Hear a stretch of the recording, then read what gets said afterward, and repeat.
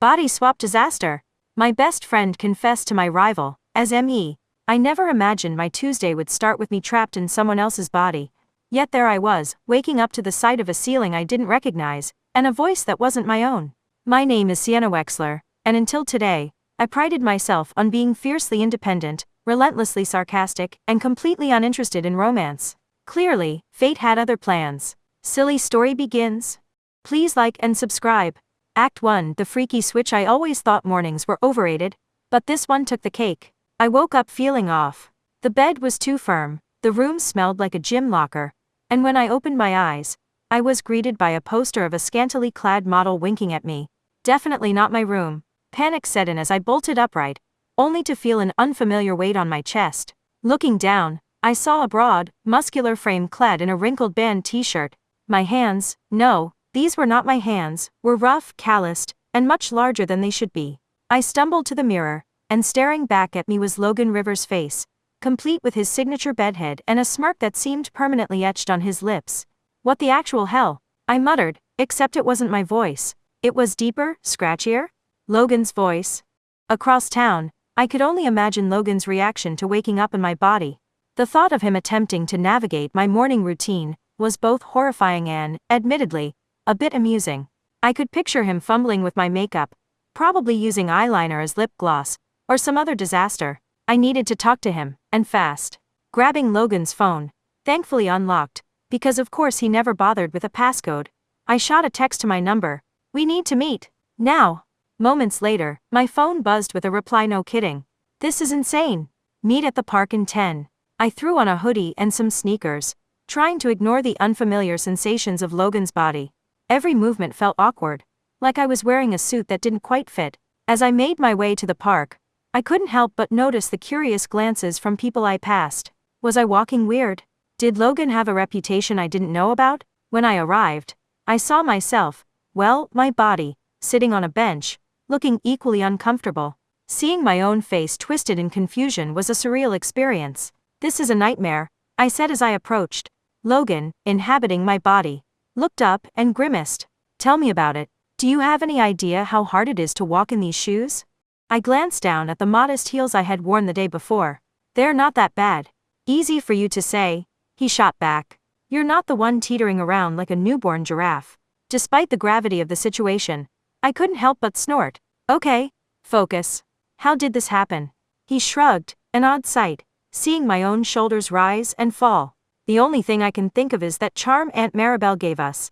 She said it was for good luck? I groaned. I knew that thing was sketchy. Hey, you're the one who insisted on taking it, he pointed out. Because you dared me to. We sat in silence for a moment, the reality of our predicament sinking in. Okay, I said finally. We need to figure out how to reverse this, but until we do, we have to pretend to be each other.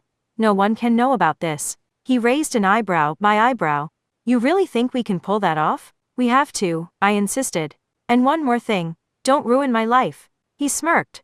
No promises. I glared at him. Logan. Fine, fine, he said, holding up his hands, my hands, in surrender. I'll be good. As we parted ways, I couldn't shake the feeling that this was just the beginning of a very long, very complicated ordeal. And knowing Logan, not ruining my life was going to be a lot harder than he made it sound. Act 2, The Confession Catastrophe. There are moments in life when you realize everything is about to go horribly, irreversibly wrong. This was one of them. It started in the cafeteria, the absolute worst place to have your life implode. The air was thick with the smell of mystery meat and overcooked pasta, and the noise was its usual chaotic blend of laughter, gossip, and someone aggressively shaking a vending machine. I was still struggling to move like Logan, who knew walking in his stupidly long legs would feel like operating a malfunctioning marionette, when I spotted my body, standing with alarming confidence in the center of the room. Logan. Logan in my body? Logan in my body, smirking like he was about to do something deeply regrettable. I barely had time to panic before he strode right up to Asher freaking Knight, and said, in my voice, loud enough for the entire cafeteria to hear, Asher, I've always had feelings for you. The universe paused. I swear, even the ceiling fan stopped spinning. Someone gasped. Someone else dropped their soda. Somewhere in the distance, a freshman whispered, holy crap. I trapped in Logan's body, felt my soul leave my body, his body? Our bodies? This was too complicated. My hands clenched into fists, though I wasn't sure if it was to strangle him or myself. Asher, standing there in all his smug, infuriating glory, blinked once, twice. Then, because fate is a merciless beast, he smiled. I've been waiting for you to say that. If I had still been in my actual body, I would have collapsed, just full-on crumpled to the floor. But no, I was stuck inside Logan, who was, unfortunately, taller, stronger, and not prone to dramatic fainting. So instead, I just stood there, horrified, as Asher's words settled over the cafeteria like an earthquake. My brain short-circuited. No. No, no, no, no, no. This could not be happening. This wasn't real. And yet, the whispers had already begun. Did you hear that? Ava Carter likes Asher Knight? Rivalry to romance? This is better than my mom's soap operas. I knew it. I totally called it. I shot Logan the deadliest glare I could muster. He, the absolute menace, just winked at me. You're welcome, he mouthed. I was going to end him? But first I had to fix this. By the time I escaped to the library, my world had already crumbled into a pile of burning embarrassment. Logan, playing the role of newly love-struck Ava, had been giggling and chatting all day, sending my social credibility straight into the abyss. He smiled at people. He complimented a teacher. He high-fived the janitor. Whoever thought I was an emotionally distant, mildly terrifying human before was now convinced that I'd been replaced by an alien. And Asher? Whoa, he was thriving.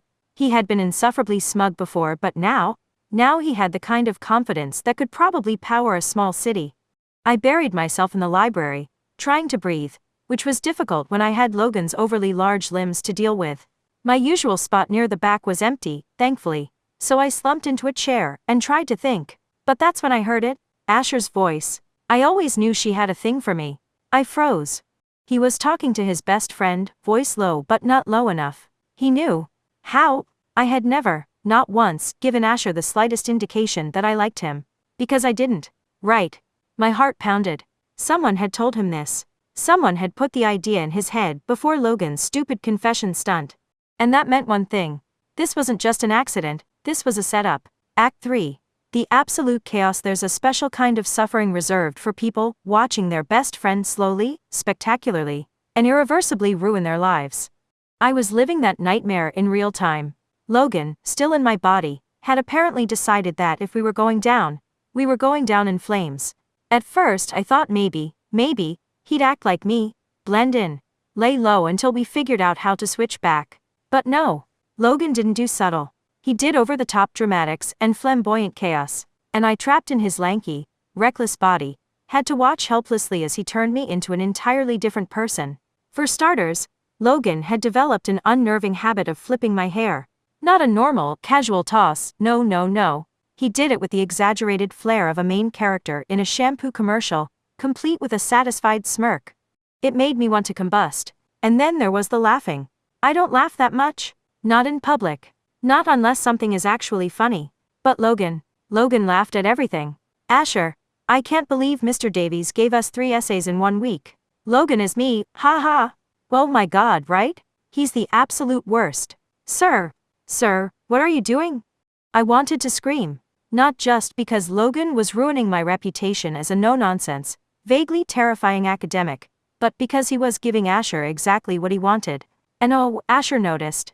His usual cold, calculating glances had shifted into something different. I wasn't sure if it was suspicion or interest, but either way, it made my skin crawl. Then Logan started flirting. With everyone? Teachers, students, the lunch lady. If someone made eye contact for longer than 2 seconds, bam, flirty smile.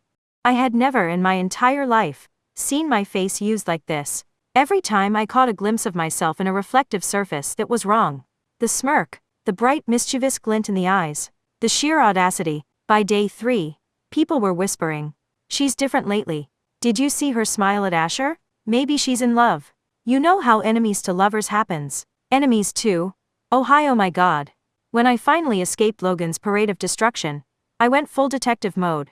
If I was going to survive this mess, I needed to figure out who had planted the idea in Asher's head that I liked him. And fast. What I found was worse than I expected. Weeks ago, Asher had received an anonymous text, a detailed, carefully worded confession, claiming that I had been harboring an undeniable, hidden, slow-burning crush on him. Slow burning. Excuse me? I nearly threw Logan's phone across the room. I had never written those words. I wouldn't have even thought them. So who had? Enter Veronica Storm? Asher's ex-girlfriend. Queen of manipulation. Human embodiment of a soap opera villain. And apparently the mastermind behind my current living nightmare. Her plan. Whoa, it was brilliant in a totally deranged way. She wanted to manufacture the perfect romance for Asher, make me look like the ideal choice, and ensure that no other girl could compete with the tragic, inevitable love story she had set up. And the worst part? It was working. Until I figured it out. Which meant I had one job now: take her down. Unfortunately, before I could track down Logan and strategize, the universe decided I hadn't suffered enough.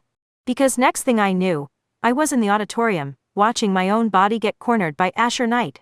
I pressed myself against the back wall, trying to disappear into the shadows. My heart was hammering in Logan's stupid, oversized chest. I was not prepared for this. Asher's voice was low, questioning. Why did you finally confess? What changed? Logan, who, let me remind you, was currently wearing my face, froze. Panic flashed across my features, which was the single most unnerving thing I had ever witnessed. Logan started, clearly scrambling. Well, you know, life is short. Gotta take risks, right? Whoa. My God. Asher's gaze darkened, like he was searching for something deeper. So that's it? Just a risk. I could feel the tension thickening. And before I could do anything, before I could throw something, or make a noise, or literally just drop dead to avoid witnessing what came next, Asher leaned in. And he kissed me.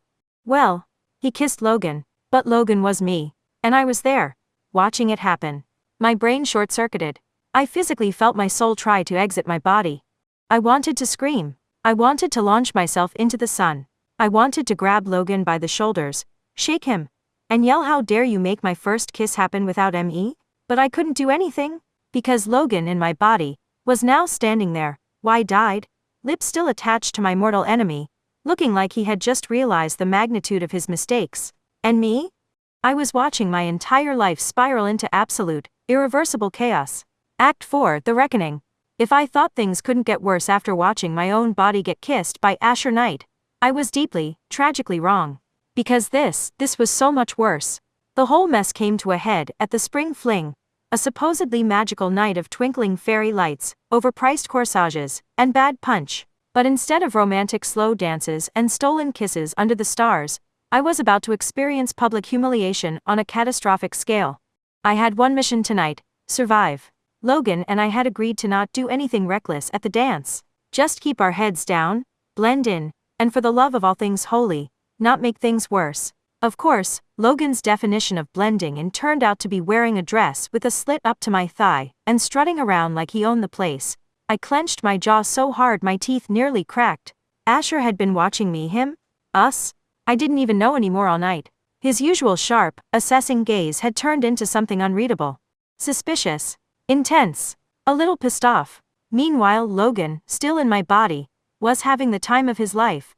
He had developed a dangerous amount of confidence in my skin, flipping my hair dramatically every time someone called my name, laughing way too loudly at inside jokes he did not understand, and, oh my God, he was dancing. Not just any dancing. Bad dancing. Like, embarrassingly terrible. Dad at a wedding kind of dancing. I dragged a hand down my face. I needed to fix this. Now. I was just about to grab Logan and force him to act like a normal human being when Asher finally cornered him. Me whatever. I wasn't close enough to hear what they were saying. But Logan suddenly stopped grinning. His body language changed. Shoulders tense, arms crossed. Then, Asher's voice cut through the music. "You're not Sienna, are you?" The word sent a shockwave through the dance floor. People turned. Conversation stopped. My stomach plummeted. Logan, in my body, froze like a deer in headlights. "What?" Asher's eyes burned. "I knew something was off about you." The murmur started. "Wait, what? Not Sienna? What's going on?" Logan panicked. And when Logan panicked, he blurted things out. I wasn't really Sienna," he admitted, stumbling over the words. "We, switched bodies, thanks to some weird amulet Aunt Maribel gave me, and I thought maybe I could." Gasps. Loud gasps. Someone whispered body swap? Like this was a paranormal drama, instead of a high school dance. Asher's expression went from confusion to absolute betrayal. "You've been lying to me?" His voice was low, but furious. The crowd around us collectively leaned in, sensing the imminent disaster. I had to step in before things escalated further. Asher, listen, I started, stepping forward in Logan's stupid dress shoes. But my voice was drowned out by the tsunami of scandalized whispers. People were eating this up like it was the drama event of the year. Oh my God. Was that even her that confessed? Wait, who kissed Asher? Is this, like, illegal? Who even switches bodies in real life? I gritted my teeth. Focus, Sienna. It was time to drop the real bombshell. I took a deep breath and projected my voice over the chaos. If you want someone to be mad at, Asher, be mad at Veronica. The name sent a ripple through the crowd. Veronica Storm, aka Asher's scheming, manipulative ex-girlfriend, was standing near the punch table, looking suddenly very interested in the ice cubes. Asher's head snapped toward me. What are you talking about? I crossed my arms. That anonymous text you got? The one that told you I had some tragic, unspoken crush on you? I shot a sharp look at Veronica, who was now visibly sweating. It was her? Silence. Asher's expression flickered. That doesn't make sense. Oh, it makes perfect sense, I said, voice like steel. Veronica set this whole thing up. She wanted me to confess, so that you'd be too distracted to date anyone else. She planted the idea in your head, so that when Logan motioned wildly at my own body, went rogue and actually confessed, you'd already believe it was true. More gasps. Some girl actually fainted? Veronica's face twisted in anger. Whoa, please, she scoffed. Like anyone would believe that But Asher wasn't even listening. His jaw clenched. His hands balled into fists. You lied to me? Veronica swallowed. I was just no, he snapped. You played me. The entire dance floor held its breath. Then, in a moment of pure, cinematic perfection, Asher turned back to me. Well, Logan is me. And his expression softened. Even after all of this, he exhaled, shaking his head. I still knew something wasn't right. I thought you were just hiding your feelings behind our rivalry. My stomach flipped. Whoa. Oh no. Asher had thought this whole time that I had been pretending to hate him. That the rivalry had been some weird, romantic tension all along. Logan's eyes darted to mine in pure panic. And I could hear his thoughts screaming, you like him. You actually like him? I was not prepared to deal with that. Act 5. The ultimate showdown. If there was ever a moment I wanted the gym floor to swallow me whole, this was it. Asher Knight, the Asher Knight, stood across from me, his face a mixture of frustration, disbelief, and something I wasn't entirely ready to unpack. The entire student body of Starlight Academy was frozen, eyes locked onto us, waiting for either an epic declaration or a public execution. I was betting on the latter. I thought I knew you, Sienna. Asher's voice cut through the air, sending another wave of gasps rippling through the crowd. But if you're not even honest with yourself, how can I trust you? That one hit different. It wasn't just about the body swap, or the stupid confession Logan had gifted me without consent. It was about us, our rivalry, our constant push and pull, or whatever the hell this was, and whether it had ever been real in the first place. I swallowed, my throat suddenly dry. I wanted to tell him that I was honest, that I wasn't the villain in this bizarre high school saga. But the words stuck, tangled up in the whirlwind of emotions I barely understood.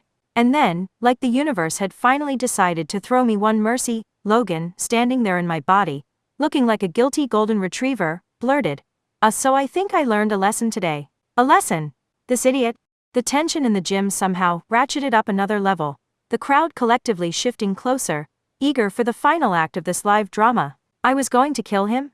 And then it happened. The amulet? The ridiculous, probably cursed trinket that started this nightmare. It began to glow.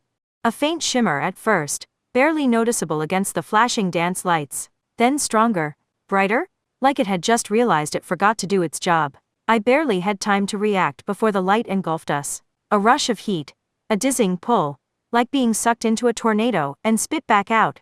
And then, I gasped. Everything was right again. I wasn't drowning in Logan's bizarrely large hands. I wasn't trapped in his body with its perpetual smell of cheap cologne. I was me. I lifted my hands, flexed my fingers, and, oh my God, my hair. My hair was back. Across from me, Logan stumbled, blinking like a newborn deer, before grinning way too brightly.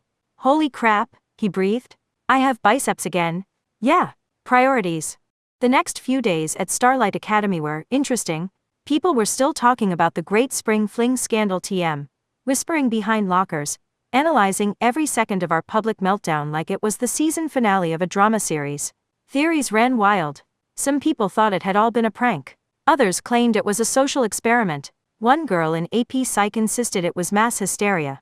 Logan, he just walked around like he hadn't nearly destroyed my entire reputation in under 48 hours. Honestly, Sienna, he said one morning, stretching lazily at his locker, I think people liked you better when I was in your body. I nearly threw a textbook at his face. And then, there was Asher. He was avoiding me. Not in a dramatic storming away kind of way, but in a calculated distance kind of way. Like he wasn't sure if he wanted to talk to me, or push me into oncoming traffic. Which was fair. I spent 3 days convincing myself I didn't care. And then, on a breezy afternoon near the bleachers, he cornered me. Asher never hesitated. He was always sharp, always confident. But now, his hands were shoved in his jacket pockets, his jaw tight, his eyes shifting like he was debating something. Sienna, he finally said. I folded my arms. Asher. His lips twitched. Not quite a smile, not quite a frown. So, he exhaled, glancing away for half a second before locking eyes with me again. You still owe me a real first date. My stomach flipped. I immediately scowled to cover it up. Oh my God, you're the worst. His grin fully appeared this time, that grin, the one that had infuriated me since forever, the one that somehow made me want to punch him, and maybe kiss him in equal measure. And yet, he leaned in, voice teasing. You like me? I sucked in a breath. My heart was doing very dumb things. But instead of answering, I turned on my heel, walking away before I did something truly reckless. Like agree? Or worse, kiss him first. As I left the bleachers, my pulse still thrumming with adrenaline, I realized something. This whole disaster might have started with a freaky body swap, spiraled into school-wide chaos, and ended with an actual showdown in the gym. But, somehow, I wasn't entirely mad about it. And that was probably the biggest plot twist of them all. The end. If you woke up in your best friend's body for a day, what's the first thing you'd do? And how badly would you ruin their life?